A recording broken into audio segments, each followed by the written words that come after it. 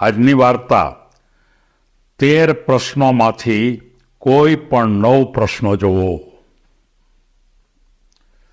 મિત્રો, પ્રશ્નની વાત આવી, અત્યારે પરીક્ષાનો સમય છે, ત્યારે તમારા મનની અંદર આ જે વિધાન છે કે 13માંથી કોઈ પણ 9 પ્રશ્ન જુઓ. આ વાતને સમજાવવા માટે મારે સ્વામી રામતીર્થ વિશે વાત કરવી છે. મારે દરેક યુવાનોને, દરેક મિત્રોને, દરેક વિદ્યાર્થીઓને કહેવું છે કે સ્વામી રામતીર્થ ગણિતના અધ્યાપક હતા અને એ જ્યારે ગણિતના અધ્યાપક હતા ત્યારે એનું નામ તીર્થરામ હતું. એ કોલેજમાં પ્રોફેસર તરીકે પણ હતા અને ગણિત એનો સૌથી વધારેમાં વધારે પ્રિય વિષય. ગણિતની વાત આવે એટલે કલાકો સુધી પોતાના રૂમમાંથી બહાર નીકળે નહીં, એના ઉપર કામ કરતા જ રહીએ. કોઈ દાખલો ન મળે તો દાખલો ન આવડે ત્યાં સુધી રૂમની બહાર ન નીકળે, આવી સજા પણ પોતાના શરીરને આપતા.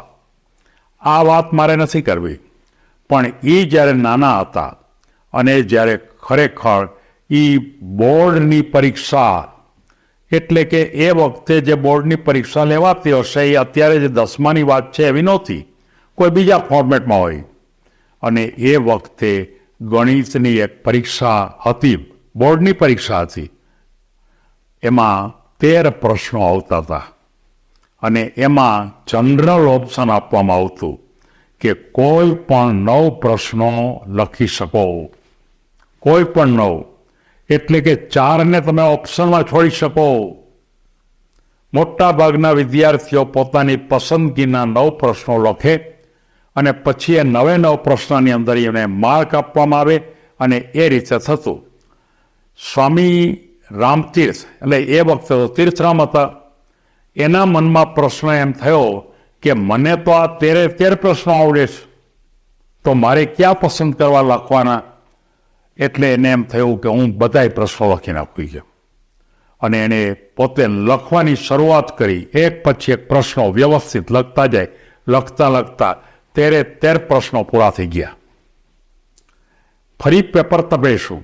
એને એમ થયું ક્યાંય જરાક પણ ભૂલ નથી, એક પણ પ્રશ્ન, એક પણ દાખલો ખોટો નથી. પછી પ્રશ્ન થયો કે ખરેખર તો 9 જ લખવાના હતા, તો પછી પરીક્ષક ક્યાં જોશે? એટલે એણે ઉપર નીચે લખ્યું કે પરીક્ષક તરીકે તમે આ 13માંથી કોઈ પણ 9 પ્રશ્ન તપાસો અને કોઈ પણ 9 પ્રશ્ન તપાસો, એમાં જે મારા માર્ક આવે એ માર્ક મને આપજો. 13 તપાસતા નહીં, કોઈ પણ 9 તમને ઠીક લાગે એમના. એટલે કે વિદ્યાર્થીને જે તક આપવામાં આવી હતી કે તમારે 9 પ્રશ્નો પસંદ કરવાના છે, તો આ વિદ્યાર્થીએ સામે પરીક્ષકને તક આપી કે તમે કોઈ પણ 9 પ્રશ્ન તપાસો. અને મિત્રો, એનો જે પ્રસંગ છે એમ કે છે કે એના માર્ક કોઈ પણ 9 પ્રશ્ન તપાસે તો પણ એના માર્ક 100માંથી 100 જ આવે. અને આવ્યા. કોઈ પણ 9 પ્રશ્ન તપાસો એનો અર્થ એ થયો કે એના બધા જ સાચા હતા, નહીતર તો હિંમત ન હાલે. અને આ સ્વામી રામતીર્થ, એમણે જે ગણિતમાં કામ કર્યું છે, કોલેજમાં કામ કર્યું છે, અને વિદ્યાર્થીઓને એમ કીધું કે તમે કોઈ પણ અભ્યાસ કરો, કોઈ પણ ક્ષેત્રમાં જાઓ, ત્યારે તમે એ ક્ષેત્રમાં તમે નિષ્ણાંત બનો.